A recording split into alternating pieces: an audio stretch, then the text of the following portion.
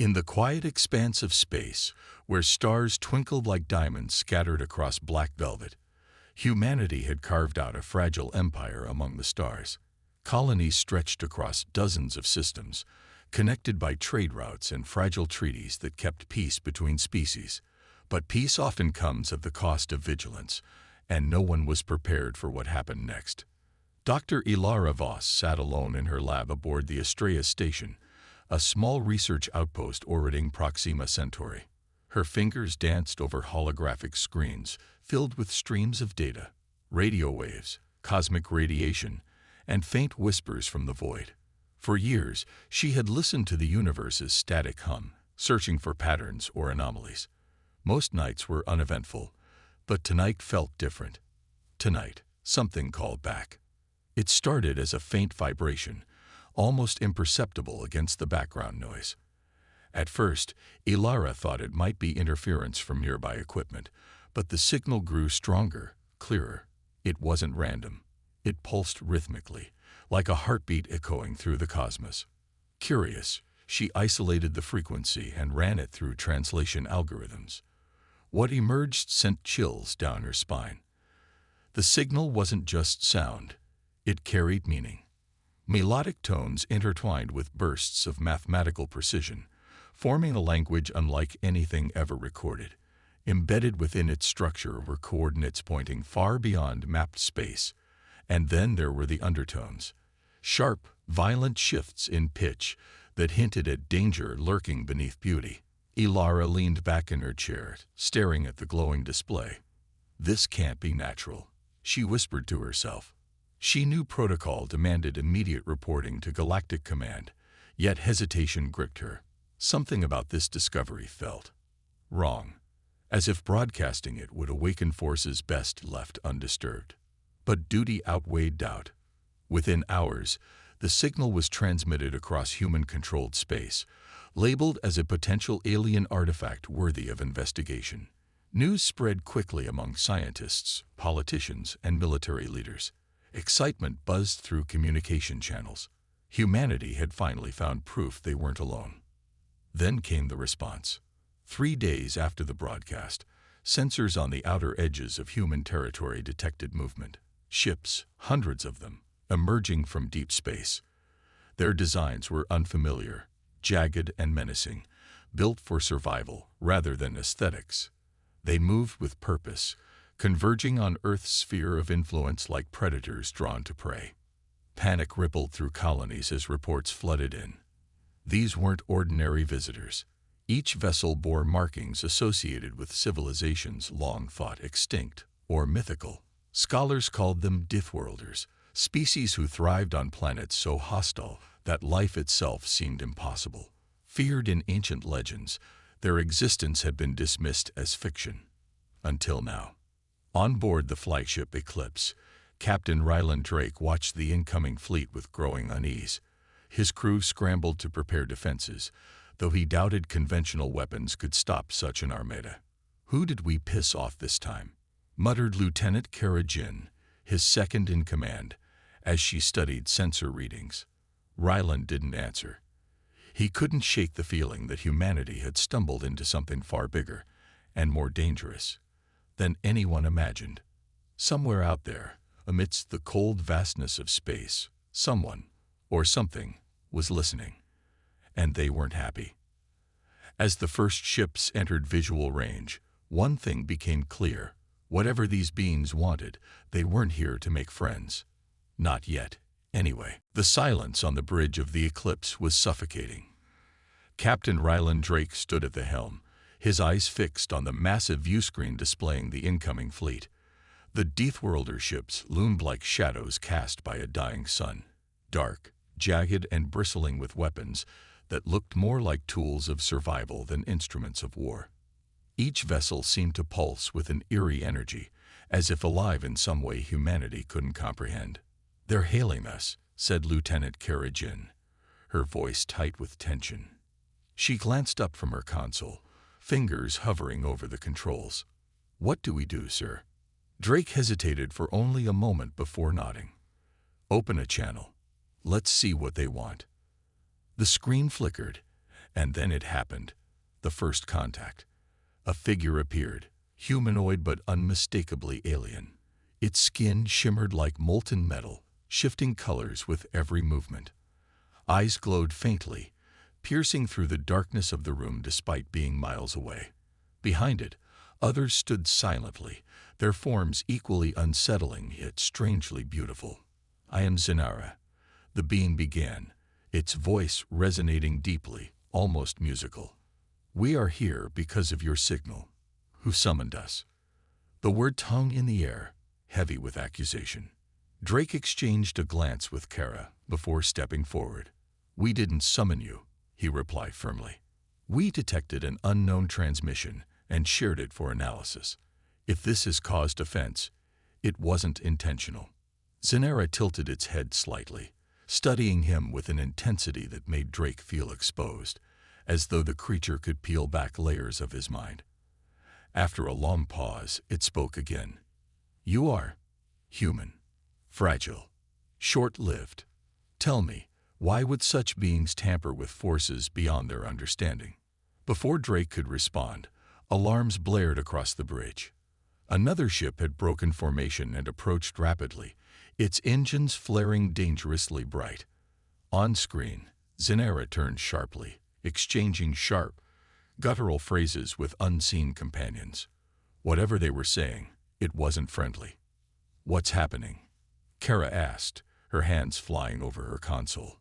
"That ship, it's charging weapons," shouted Ensign Patel from the sensor station. His voice cracked under pressure. "Raise shields," Drake barked, adrenaline surging through him.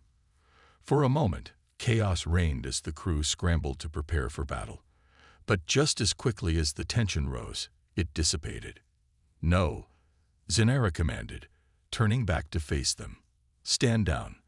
This is not an act of aggression, not yet." It paused, then added, "But know this, ignorance will not shield you from consequences." The rogue ship withdrew, leaving behind an uneasy calm. Back on the Eclipse, the crew exhaled collectively, though no one relaxed fully. Zenara explained further, revealing fragments of their history. Thousands of years ago, various factions, Deathworlders among them, had agreed to seal themselves away until the call brought them together again. They believed it signaled a threat greater than any single species could face alone. As Zenara spoke, Dr. Ilara Voss listened intently aboard the Estrella station. Her discovery had triggered something monumental, and guilt gnawed at her. Yet, amidst the fear and uncertainty, she noticed something odd about the transmission. Embedded within its melody were subtle imperfections, patterns too complex to be random. Patterns that hinted at intelligence far older and more advanced than anything humanity had encountered. Back on the Eclipse, Drake ended the communication with a promise to cooperate. As the screen went dark, he turned to his crew, his expression grim. "Whatever's coming," he said, "we need answers, and fast." Unbeknownst to all, those answers lay buried deep within the signal itself, waiting to unravel secrets that could either unite them or destroy everything they knew. The revelation left everyone reeling.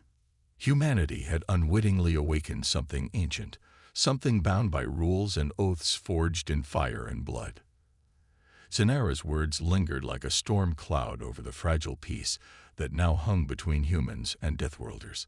Back on the Eclipse, Captain Ryland Drake paced the bridge, his mind racing with questions. Who were these beings? What did they mean by the call? And most importantly, what threat could possibly unite such deadly species? Zenara agreed to share more details but insisted on meeting face-to-face aboard the Eclipse. The alien leader arrived flanked by two towering guards whose armored forms radiated menace. Their presence made even seasoned crew members uneasy. As Zenara stepped into the conference room, its shimmering skin caught the light, casting shifting hues across the walls. "Long ago," Zenara began, "our ancestors waged wars so devastating that entire worlds burned. Entire civilizations fell into ruin.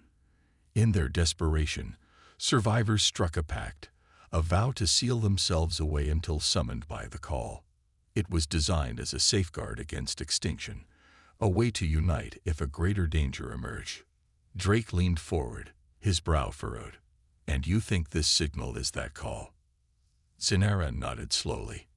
"It matches the frequencies encoded in our histories. But no one knows what specific threat it warns of, or why your kind would broadcast it." Meanwhile, back at the Astrea station, Dr. Ilara Voss pored over the signal once again. Something about it gnawed at her. She replayed the transmission repeatedly, isolating each tone and frequency. That's when she noticed it, the faintest trace of additional data embedded within the melody. Hidden beneath the surface were coordinates pointing far beyond human-controlled space. Her heart raced as she cross-referenced the numbers with star charts. The destination lay deep in uncharted territory, near a nebula known only as the Veil. Ancient myths spoke of the Veil as a place of death and mystery, shrouded in swirling clouds of toxic gases and electromagnetic storms. Few ships dared venture there, and none had returned. Ilara transmitted her findings to Galactic Command, but also flagged Captain Drake directly. If anyone understood the stakes, it was him. On board the Eclipse, tensions simmered as factions among the Deathworlder Armada debated humanity's role in all this. Some viewed humans as reckless intruders who had disrupted their slumber. Others saw potential allies. Kelthar, the leader of one particularly aggressive faction, openly sneered at the idea of cooperation. His ship, larger and more menacing than most, hovered ominously near the fleet's edge. "We should destroy them," Kelthar growled during a joint council meeting. "Their ignorance endangers us all." Captain Drake clenched his fists under the table, but kept his voice steady. "If destroying us solves anything, go ahead, but I doubt killing us will stop whatever's coming." Kelthar's glowing eyes narrowed, but before he could respond, Zinara interjected. "Enough. We cannot afford division, not now. Our survival depends on unity." As arguments raged, Ilara's decoded coordinates sparked both hope and dread. They offered a clue, a direction, but also carried the weight of responsibility. Someone or something out there had sent the signal, and following it might lead to salvation or annihilation. By the end of the day, Drake called an emergency briefing with his senior officers. "We need volunteers for a mission," he announced grimly. "Whoever sent that signal is waiting for us. And if we don't find out who or what they are, none of us may survive." Lieutenant Kara Jin raised her hand without hesitation. Others followed suit, though fear flickered in their eyes. The journey ahead promised danger unlike anything they'd faced before, but staying behind meant trusting fate to forces they barely understood. As preparations began, whispers spread through the fleet.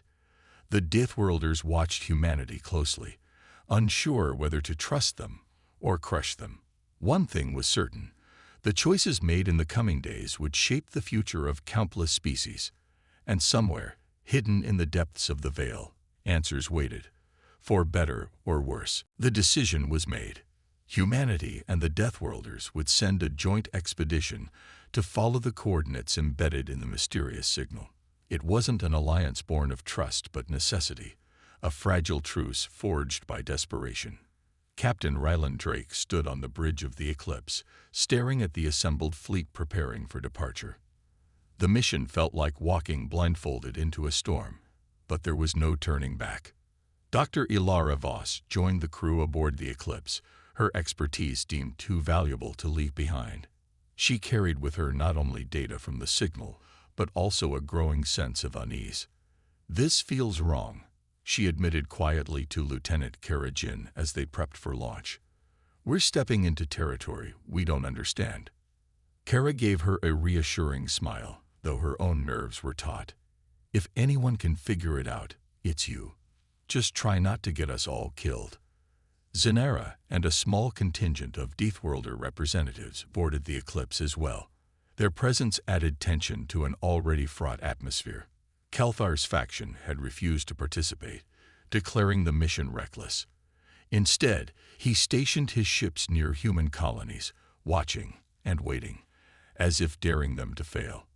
As the fleet entered hyperspace, heading toward the Veil. The mood aboard the Eclipse grew heavier. Conversations between humans and Deathworlders were rare and strained. Each side eyed the other warily, their differences stark despite shared goals. Humans found the Deathworlders' brutal pragmatism unsettling, while the aliens viewed humanity's emotions as weaknesses. Days passed, marked only by the hum of engines and the endless void outside. To pass time, Dr. Voss studied the signal further, searching for hidden meanings. What she discovered chilled her to the core. Embedded within its tones were faint traces of language, not just any language, but something ancient and guttural. Phrases repeated over and over, forming warnings that translated roughly to "Do not awaken." She shared her findings with Captain Drake late one night in his quarters. "It's almost like whoever sent this didn't want us to find them," she said, her voice barely above a whisper. Drake frowned, rubbing his temples. Then why send a signal at all? Why include coordinates? "I don't know," Ilara admitted, "but I think we're about to find out." The closer they got to the Veil, the stranger things became. Crew members reported vivid dreams, filled with shadowy figures whispering ominous messages. Equipment malfunctioned without explanation, and even the stoic Deathworlders seemed uneasy. One evening, Zenera approached Drake privately. "You feel it too, don't you?" it asked, its glowing eyes fixed on him. "The signal, it is alive. It speaks to us." Drake hesitated before nodding. He had felt it, the faint pull at the edges of his mind, the sensation of being washed. "What does it mean?" he asked. Zenera's expression darkened. "It means we are not alone. Something, or someone, is guiding us." When they finally reached the Veil, the sight took everyone's breath away. Swirling clouds of crimson and gold stretched endlessly, crackling with energy storms so violent they could shred a ship apart. Lightning danced across the nebula like veins of pure power, illuminating fragments of debris, remnants of ships foolish enough to enter unprepared. "This place," Ilara murmured, staring at the view screen. "It's beautiful and terrifying." Captain Drake turned to his crew. "Lock down every system. We're going in, but stay sharp. Whatever's waiting for us isn't going to make this easy." As the Eclipse led the fleet deeper into the Veil, sensors detected massive structures buried beneath layers of dust and radiation. Monoliths etched with alien symbols loomed ahead, their surfaces pulsating faintly with light. The signal grew louder here, resonating through the ship like a heartbeat. And then suddenly, everything went silent. The signal stopped. The crew exchanged uneasy glances as the realization sank in. They weren't alone anymore. The silence was deafening. On the bridge of the Eclipse, Captain Ryland Drake stared at the view screen, his jaw clenched. The signal that had guided them this far had vanished without warning, leaving behind an eerie calm. Outside, the swirling chaos of the Veil continued its violent dance, but inside the ship, every sound seemed amplified. The hum of machinery, the faint creak of metal, even the nervous breathing of the crew. "What just happened?"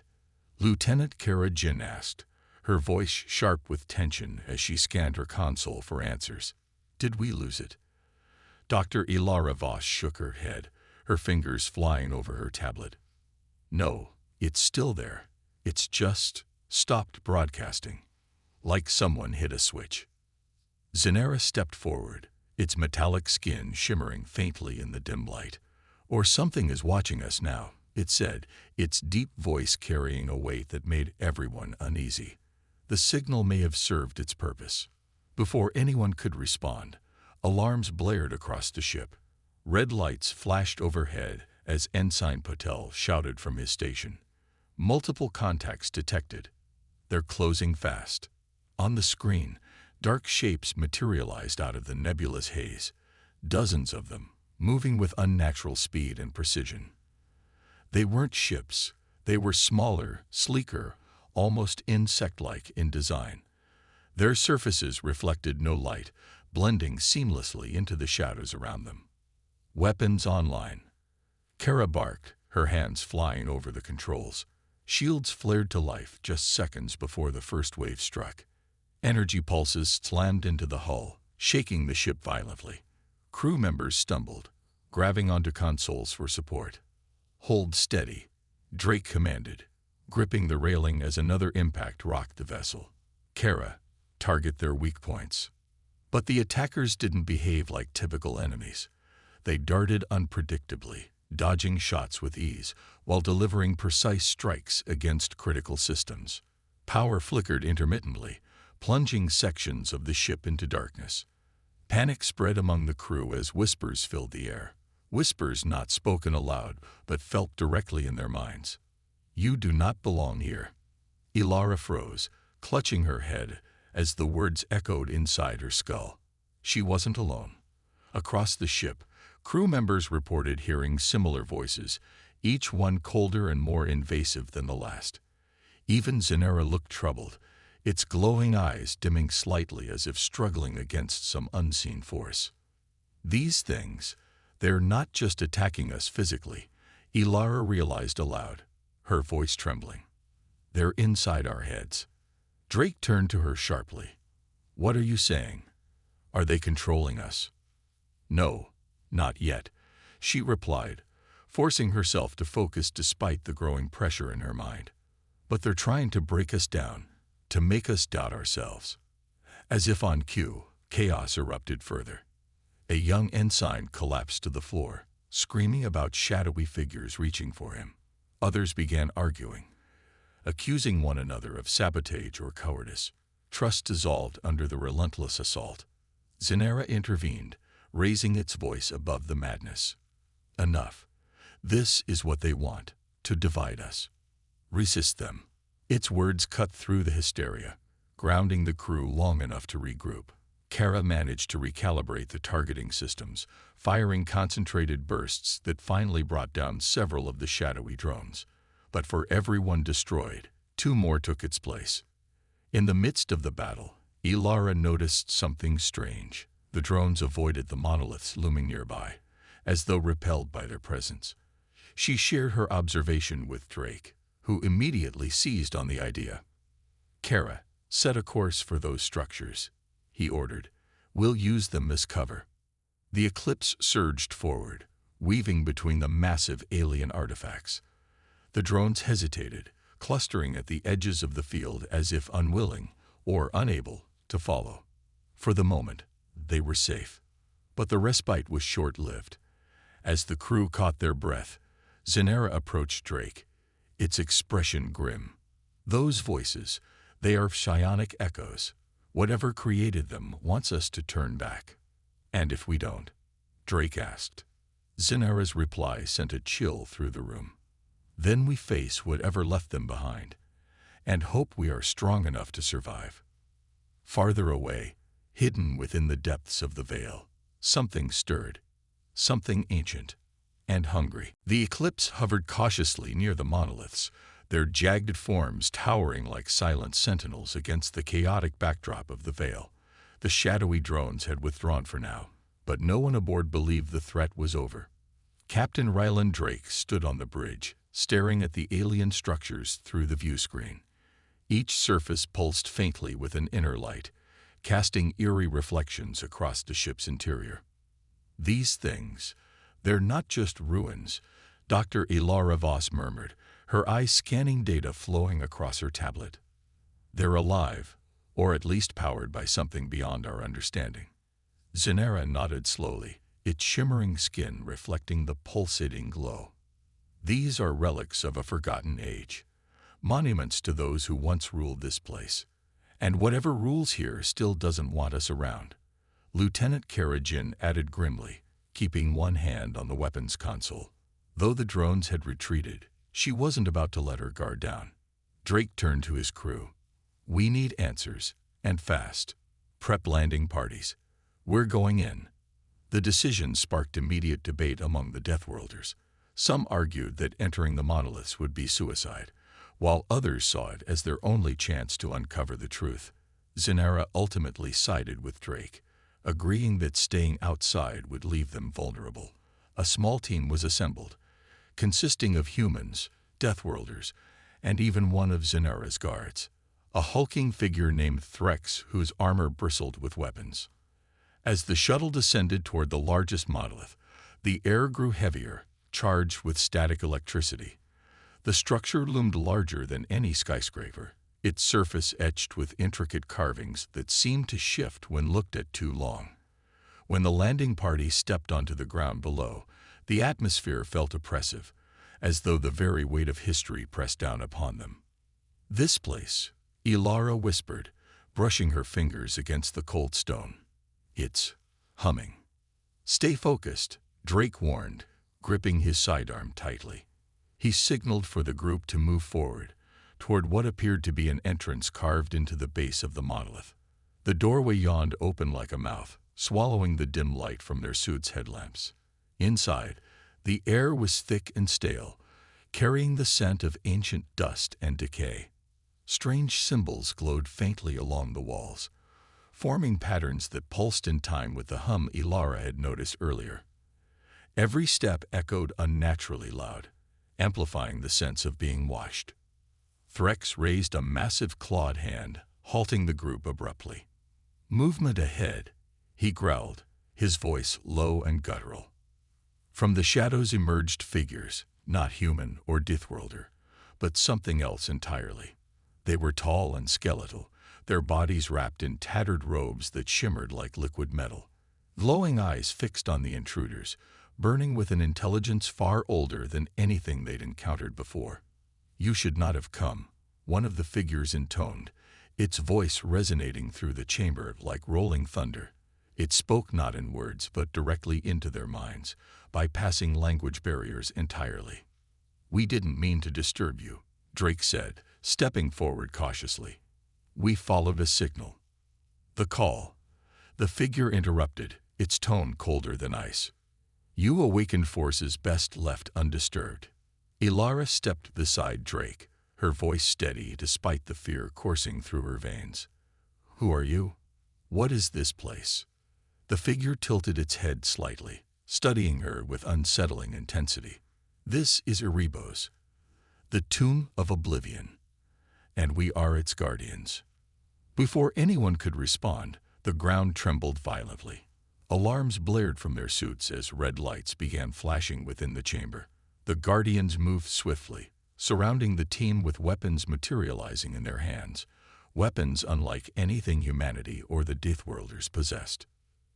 "You will leave now," the lead Guardian declared, raising its weapon, "or you will perish." But there was nowhere to run. Behind them, the entrance sealed shut with a deafening crash, plunging the chamber into darkness. In the suffocating silence that followed, a single thought echoed through everyone's minds. They had awoken something far worse than the drones. The darkness inside the chamber was absolute, suffocating.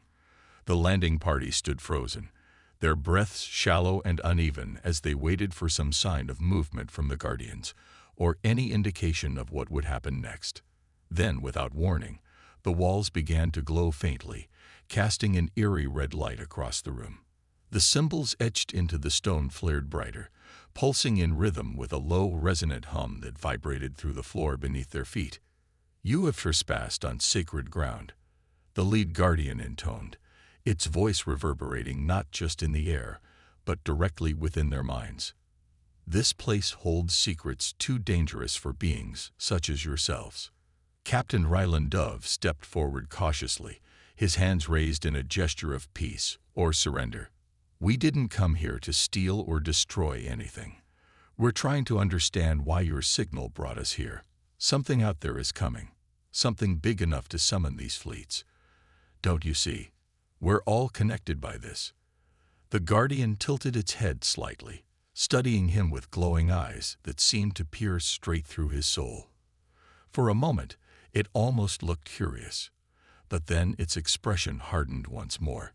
"Your kind has always sought knowledge without considering the cost. You awaken forces beyond comprehension and expect salvation. But salvation comes at a price." Before Drake could respond, chaos erupted. One of the Deathworlders, a hot-headed warrior named Valak, drew his weapon and fired at the nearest Guardian. The shot struck true, but instead of collapsing, the Guardian absorbed the blast, its metallic robes shimmering briefly before returning to their original state. With a swift motion, it retaliated, unleashing a pulse of energy that sent Valak flying backward, slamming into the wall with bone-crushing force. "Stand down," Zinara shouted, stepping between the humans and the Guardians. Her voice carried authority even amid the pandemonium.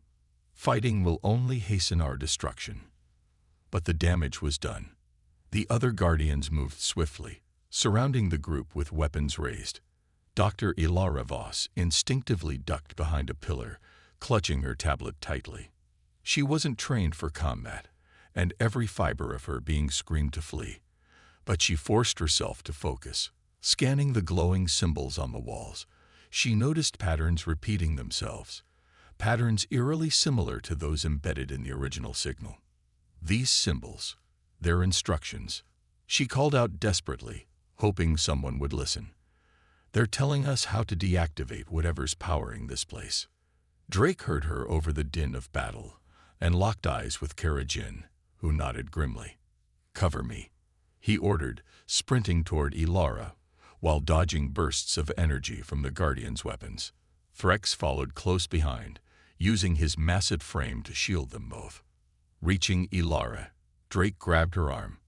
"What do we need to do?" She pointed frantically at one section of the wall where the symbols pulsed most intensely. "There, it's like a control panel. If we can disrupt the flow of power, maybe we can shut them down long enough to escape." Threx roared and charged at two Guardians blocking their path, smashing through their defenses with sheer brute strength. Meanwhile, Zinara attempted diplomacy, speaking rapidly in a language none of the humans understood. To everyone's surprise, the Guardians paused momentarily, listening. "They want proof of intent," Zinara explained hurriedly. "They believe we seek domination, not understanding." "We don't," Ilara insisted, stepping forward despite the danger. "We're scientists. We study. We learn. We never meant to disturb this place. Please, let us prove it." After a tense silence, the lead Guardian gestured curtly. "Very well. Deactivate the core if you can. Fail, and you will join the others who dared trespass." With no time to waste, the team rushed to the designated area. Ilara worked feverishly, inputting commands based on her analysis of the symbols. The machinery groaned and sparked as ancient systems resisted change. Behind them, the Guardians watched impassively, ready to strike if they failed. Finally, with a deafening crack, the chamber plunged into darkness once more. The hum ceased, and the oppressive weight lifted. For a moment, nothing happened. Then the entrance reopened, revealing the dim light of the veil outside. "Go," the lead Guardian commanded, its voice weary now. "Leave this place, and take heed. Ignorance may shield you from truth, but not forever." As the team scrambled back to the shuttle, Drake glanced back at the monolith one last time. Whatever had been guarding Erebos wasn't gone. It was merely waiting. And deep down, he knew they hadn't seen the last of it. Back aboard the Eclipse, the crew gathered in the briefing room, their faces pale and drawn from the harrowing encounter at Erebos. Captain Ryland Drake stood at the head of the table, his hands braced against its surface as he processed everything they'd learned, or rather, everything they still didn't understand. "The Guardians said this place was a tomb," Ilara Voss began, her voice trembling slightly despite her effort to stay calm. She projected images onto the wall, symbols, carvings, and fragments of data she'd managed to capture during their brief time inside the monolith. But it wasn't just any tomb. It belonged to something called the Anathema. Zinara's shimmering form stiffened visibly at the name. Even the Deathworlders exchanged uneasy glances, their usual stoicism cracking under the weight of what she implied. "Who, or what, are the Anathema?" Kara Jin asked, leaning forward in her seat. Her hand instinctively drifted toward the blaster holstered at her side, as if expecting danger to materialize out of thin air. Ilara hesitated before continuing. "From what I pieced together, The Anathema were an ancient civilization, a race so advanced they could reshape entire worlds with a thought. They weren't just creators. They were destroyers too. Entire species vanished under their rule, wiped out for being unworthy. Drake frowned deeply. So these guardians, they're protecting whatever's left behind. Some kind of weapon. It's worse than that, Zenara interjected, its glowing eyes fixed on the projected images. The Anathema didn't just leave weapons or artifacts. They left pieces of themselves, their essence, their consciousness. That's why the Guardians exist, to prevent anyone from awakening them again. But how does that tie into the signal we found? Kara pressed, clearly struggling to connect the dots. If the Anathema are gone, why would someone send out a call to bring all those fleets here? Ilara hesitated, scrolling through more data on her tablet.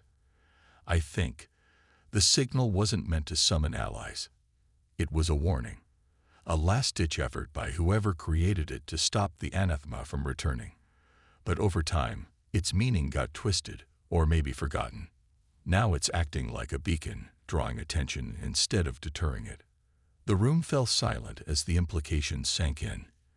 Humanity's accidental broadcast hadn't just awakened the Deathworlder Armada. It had potentially stirred something far older and far deadlier. Threx, the hulking Deathworlder guard who'd accompanied them to Erebos, growled low in his throat. If the Anathema return, nothing will survive. Not even us. Zenara nodded gravely. And yet, factions among our own people see opportunity in chaos. Kelfar and his kind won't rest until they claim power for themselves, even if it means unleashing destruction. Drake clenched his fists, frustration boiling beneath his composed exterior. We can't let that happen. If the Anathema are coming back, and I'm not saying I believe it yet, we need to figure out how to stop them, or at least buy ourselves enough time to prepare. Ilara raised a tentative hand. There might be a way. The symbols inside the monolith. They weren't just warnings. Some of them looked like instructions. Maybe we can use the same technology the Guardians used to seal the Anathema away in the first place. The idea hung heavy in the air. It was risky, bordering on suicidal, but no one offered an alternative. Silence stretched until Drake finally spoke. We'll need everyone working together, not just humans and Deathworlders, but anyone willing to fight for survival. This isn't about territory or pride anymore. It's about stopping something none of us are ready to face. As the meeting broke up, Zenara lingered behind, its metallic skin reflecting the dim light of the briefing room. You realize, it said quietly, turning to Drake, that unity may cost more than you expect. Sacrifices will be demanded, not just of you, but of all of us. Drake met its gaze steadily. Then we'll make them. Because if we don't, there won't be anything left to save. Outside, the veil churned ominously, its crimson storms swirling like the eye of a cosmic predator. Somewhere deep within its heart, the monolith stood silent once more, but not empty. Whatever slumbered there was waiting, listening, biding its time. And beyond the veil, Kelfar's fleet moved closer, driven by ambition and greed. He didn't care about warnings or legacies. All he saw was power, and he was determined to take it, no matter the cost. Tensions aboard the Eclipse reached a boiling point as preparations intensified for what everyone now understood to be an existential fight. The fragile alliance between humans and Deathworlders began to crack under the strain of mistrust, fear, and conflicting agendas. Captain Ryland Drake tried to maintain order, but even his calm demeanor couldn't mask the unease spreading through the fleet like wildfire. Kelfar's faction had grown bolder, their ships lingering dangerously close to the human colonies. Rumors spread that they were amassing resources and weapons, preparing for something far more sinister than mere defense. When Kelfar demanded access to the data recovered from Erebos, claiming it belonged to all Deathworlders, Drake refused outright. This information is too dangerous in the wrong hands, Drake said firmly during a tense council meeting broadcast across the fleet. We release it when we agree on how to use it, not before. Kelthar's glowing eyes narrowed, his voice dripping with disdain. You presume to dictate terms. You, who unleashed this chaos upon us. He rose from his seat, towering over the virtual conference table. If you will not share willingly, then we will take what is ours. The transmission cut off abruptly, leaving silence in its wake. Zenara turned to Drake, her expression grim. He means to act soon.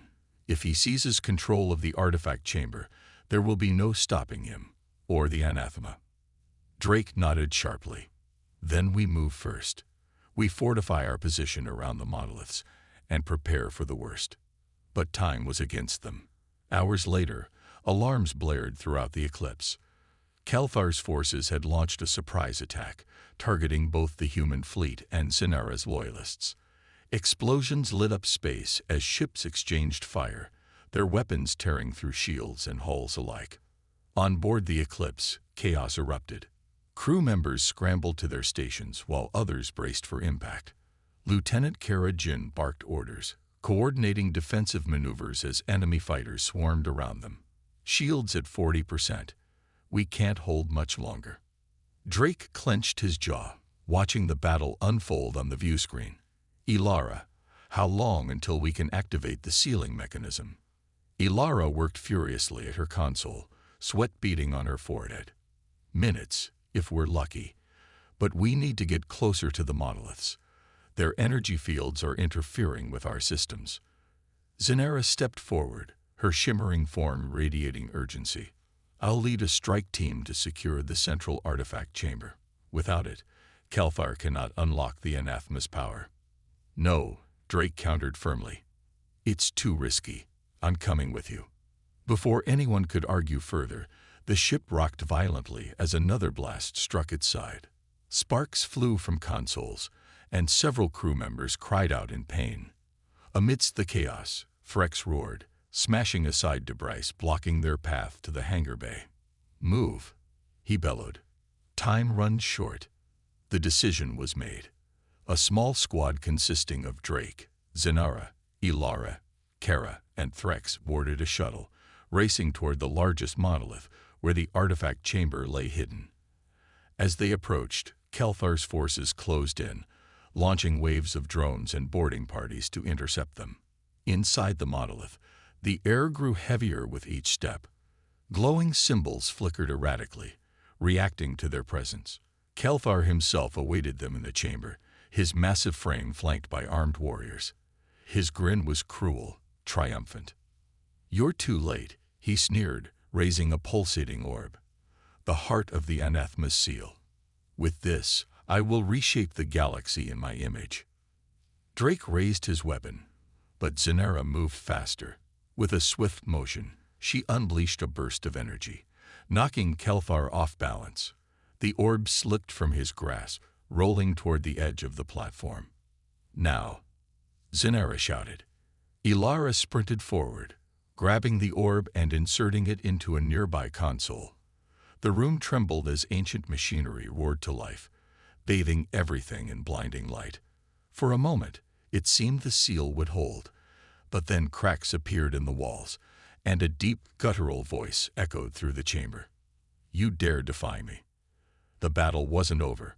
It had only just begun. The voice reverberated through the chamber like the growl of a waking predator, shaking the very foundations of the monolith. Cracks spread across the walls as tendrils of shadowy energy seeped out, writhing and twisting like living things. The air grew colder, heavier, pressing down on everyone in the room. Kelthar stumbled back, his triumphant grin replaced by wide-eyed terror. What have you done? He screamed, clutching at his head as if trying to block out the voice. Zenara stepped forward, her shimmering form glowing brighter in defiance. We've awakened it, she said grimly, her voice cutting through the chaos. Now we must seal it again, or die trying. Captain Ryland Drake exchanged a glance with Lieutenant Kara Jin and Threx, their expressions mirroring his own resolve. There was no turning back now. They had unleashed something far beyond their understanding, but they couldn't let it consume them, or the galaxy. Ilara Voss worked furiously at the console, sweat dripping down her face as she tried to stabilize the artifact systems. Symbols flared and flickered erratically, responding to both her commands and the growing presence of the anathema. "I need more time," she shouted over the deafening hum filling the chamber. "You don't have it," Kara barked, firing her weapon at one of Kelfar's warriors who lunged toward Ilara. Sparks flew as the shot struck true, sending the attacker sprawling. Threx roared, charging into the fray with brute force, smashing aside anyone foolish enough to stand in his way. His massive frame shielded the others as they fought desperately to keep Kelfar's forces at bay. But even he couldn't hold off all of them forever. Kelfar, recovering from his initial shock, snarled with fury. "If I can't control it, then none of you will." He lunged for the orb still embedded in the console, intending to destroy it completely. But Zenera intercepted him. With a flash of light and a surge of energy, Zenera tackled Kelfar, pinning him to the ground. Their struggle sent shockwaves rippling through the chamber, shattering parts of the floor beneath them. "You think power makes you strong," Zenera hissed, her glowing eyes blazing with intensity. "True strength lies in unity, not domination." Meanwhile, Drake spotted an opening. Grabbing a fallen piece of debris, he hurled it at the console, jamming the org into place just as the machinery began to destabilize. The room shook violently, and the shadows coiling around them recoiled, retreating back toward the cracks in the walls. "It's working," Ilara cried, her fingers flying over the controls. "Just a little more." But the cost was clear. Parts of the ceiling collapsed, narrowly missing the team as they scrambled to finish the task. Kelfar broke free from Zenera's grip, bloodied but defiant, and charged toward the console once more. Before he could reach it, Threx intercepted him, grabbing him by the throat and slamming him against the wall. "This ends now," Threx growled, his voice low and guttural. With one swift motion, he crushed Kelfar's weapon and tossed him aside like a ragdoll. Kelfar crumpled to the ground, defeated. The final moments were a blur. Ilara activated the sealing mechanism, and the chamber erupted in blinding light. The voice of the anathema roared in anger, its essence being forced back into dormancy. Slowly, the shadows dissipated, and the trembling stopped. When the light faded, the room was silent except for the heavy breathing of those still standing. The artifact lay dormant once more, its glow dimmed to a faint pulse.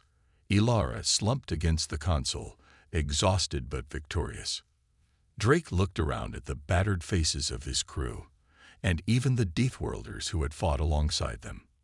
"We did it," he said quietly, though his tone carried pride. "Together." Zenera nodded, her metallic skin reflecting the soft light. "This is only the beginning.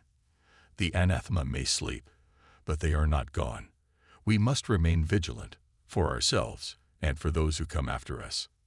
As the survivors made their way back to the eclipse, the fleet outside regrouped, battered but alive. Though divisions remained, a fragile sense of unity had taken root, one forged in sacrifice and shared purpose. Back aboard the ship, Drake gazed out at the veil, its crimson storms swirling endlessly. Humanity had stared into the abyss and survived. But deep down, he knew this wasn't the end. It was merely a reprieve. Somewhere, hidden in the darkness, the anathema waited. And when they stirred again, the galaxy would need to be ready. For now, though, there was hope.